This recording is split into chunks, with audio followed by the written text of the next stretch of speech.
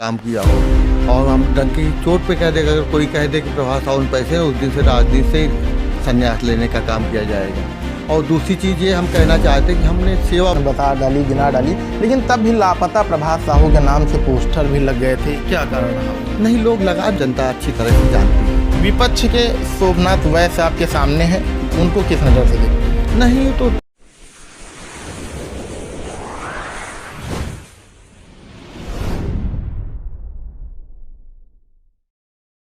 उत्तर प्रदेश में नगर निकाय चुनाव का बिगुल बज चुका है। अब जो पार्टियां हैं उन्होंने अपने अपने प्रत्याशियों को उतार कर अपने खेमे में चुनाव सुनिश्चित करने पर लग चुकी हैं। महाराजगंज नगर पंचायत की बात करें तो महाराजगंज नगर पंचायत में भाजपा से सरला साहू और सपा से शोभनाथ वैश्य, बसपा से मोहम्मद ताहिर, कांग्रेस से इरशाद अहमद को टिकट मिला है। सभी ने अपना अपना नामांकन कर दिया है।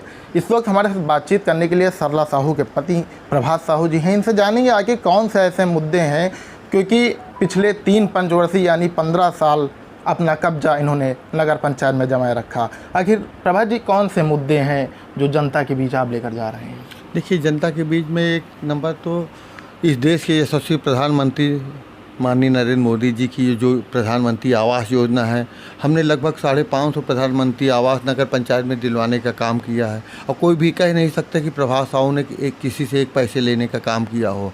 और हम डंके की चोट पे कह देगा, अगर कोई कह दे कि प्रभात साहू ने पैसे उस दिन से राजनीति से संन्यास लेने का काम किया जाएगा। और दूसरी चीज़ ये हम कहना चाहते हैं कि हमने सेवा भावना से, समाज सेवा भावना से हमने जनता का काम किया है। 2006 में एक ट्रैक्टर एक टाली थी, आज विकास 2006 में जनता का आशीर्वाद मिला, हमको 57% वोट मिला। 2012 में पुनः जनता का आशीर्वाद मिला, हमको 60% वोट मिला। 2017 में जनता का पुनः आशीर्वाद मिलके 63% हमको वोट मिला। तो जनता का हम लगातार कोशिश करते हैं कि जनता की भावनाओं को देखते हुए जनता के जो भी विकास के काम है वो किए जाएं। हाँ, इस कार्यकाल में वास्तव में कुछ विकास योजनाओं में थोड़ी दिक्कत आई। नया क्षेत्र भी जुड़ा हुआ है। माननीय इस यशस्वी प्रदेश के यशस्वी मुख्यमंत्री माननीय योगी आदित्यनाथ जी ने अभी जो नए क्षेत्र के लिए पैसा दिया उसमें एक इंटरलॉकिंग सड़क भी बनी है, रानीपुरवा में भी सड़क बनी, सुखईपुरवा में पड़ी, और बाकी जो भी पेयजल की योजनाएँ हैं, पाली में भी ट्यूबवेल की स्थापना हुई, घेरा का ट्यूबवेल चल रहा है। तो जो भी समस्याएं थी वो निश्चित रूप से आगे आने वाले भविष्य में 1935 की नगर पंचायत है, और जो पाइपलाइन जर्जर हो गई निश्चित रूप से उनको नए सिरे से बदला जाएगा। सीवर सेक्शन मशीन, सीवर का भी काम सुचारू रूप से किया जाए, क्योंकि प्रदेश में नगर पंचायतों के लिए अभी ये सुविधा नहीं है। और हम कोशिश करते हैं सीवर पूरे नगर पंचायत में रहे। यही नहीं, बस स्टेशन के लिए हमने माननीय MLC राजा राकेश प्रताप सिंह को लेटर किया। उन्होंने माननीय मुख्यमंत्री जी से नगर पंचायत में बस स्टेशन की स्थापना के लिए जिला अधिकारी महोदय को एक पत्र किया है। और जैसे ही ज़मीन उपलब्ध हो जाएगी निश्चित रूप से बस स्टेशन की मारे में स्थापना हो जाएगी। और हम लोग लगातार जनता के बीच में रहते, जनता के सुख दुख में हमेशा काम किया करते हैं। हाँ, नए क्षेत्र में जैसे दानेश्वर धाम है, उसमें कुछ रह गया है कि दानेश्वर धाम को एक अच्छा सा किया जाए कि जिससे दानेश्वर धाम में जो सुंदरीकरण है, चारों तरफ से बाउंड्री वाल करके अच्छा सा सुंदरीकरण हो। और उसके अलावा दानेश्वर धाम में गेट का भी प्रपोजल हमने दे रखा था ऑलरेडी, वो भी शासन में पेंडिंग है।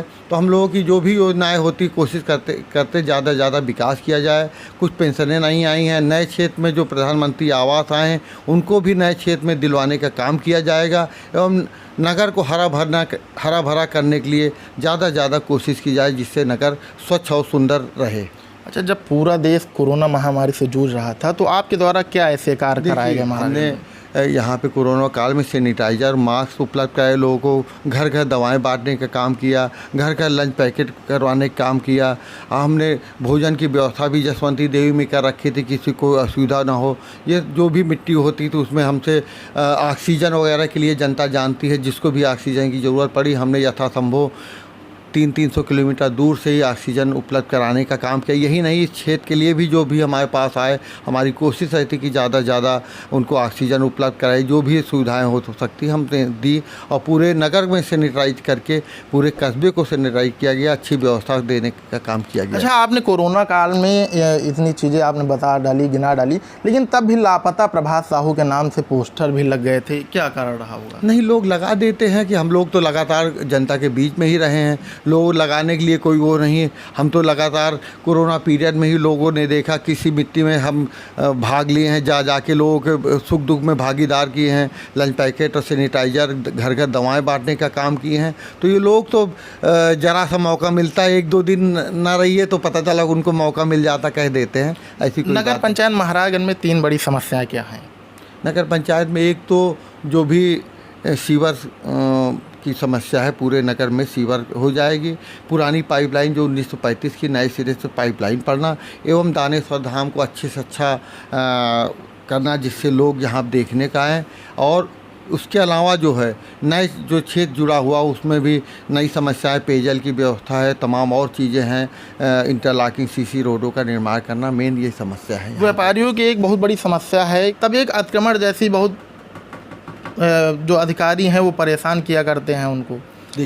देखिए पिछली बार भी अतिक्रमण चला था। अगर कस्बे में प्रभात साहू उस समय ना पहुंच जाते तो बहुत तोड़फोड़ हो गई थी। हमने वहां जाके काम रुकवाया और कोई भी नेता जो भी विपक्ष में है, एक भी नेता नहीं आया, हमने जाके काम रुकवाया और उसी की वजह से व्यापारियों का जो बहुत भारी अतिक्रमण होना था उससे समस्या की निजात मिली। हम लोग लगातार व्यापारियों के बीच, और व्यापारी हमारे लिए सर्वोपरि है। व्यापारियों को बाहरी शक्ति कोई भी यहाँ पे कस्बे में हावी नहीं होने दिया जाएगा।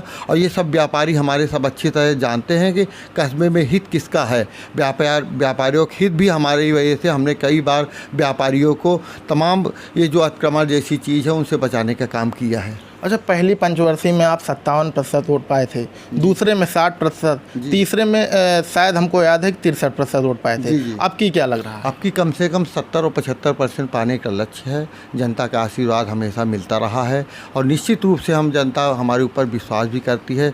जनता भगवान होती है, जो भी निर्णय करेगी। और आने वाले दिनों आप देख लीजिए कि निश्चित रूप से जो ये परसेंटेज है, हमारी लड़ाई विजय की नहीं, हमारी लड़ाई पिछला रिकॉर्ड तोड़ने की है।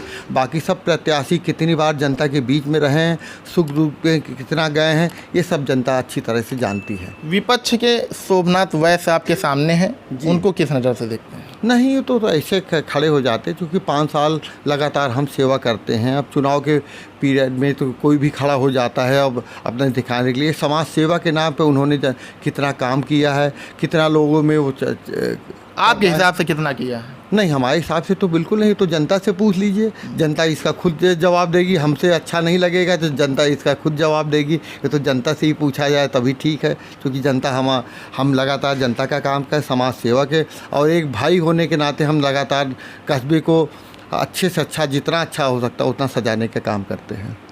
कांग्रेस को किस नज़र से देखते हैं? नहीं, कांग्रेस तो देखिए जो भी प्रत्याशी हैं कहीं के नहीं है, तो वोट आप परसेंटेज कुछ ले लेंगे थोड़े बहुत, लेकिन हमारा जो लक्ष्य है वो कम से कम 70% का लक्ष्य हमने रखा हुआ है। और जनता का आशीर्वाद मिला तो निश्चित रूप से पिछला भी रिकॉर्ड टूटेगा। तो ये हमारे साथ बातचीत कर रहे थे प्रभात साहू जी, जो भाजपा समर्थित प्रत्याशी सरला साहू के पति हैं। उन्होंने बताया कि किस प्रकार से हमेशा की तरह अब की बार भी वोट बैंक में वृद्धि होगी। कैमरा पर्सन अनिल के साथ कोशिश रायबरेली।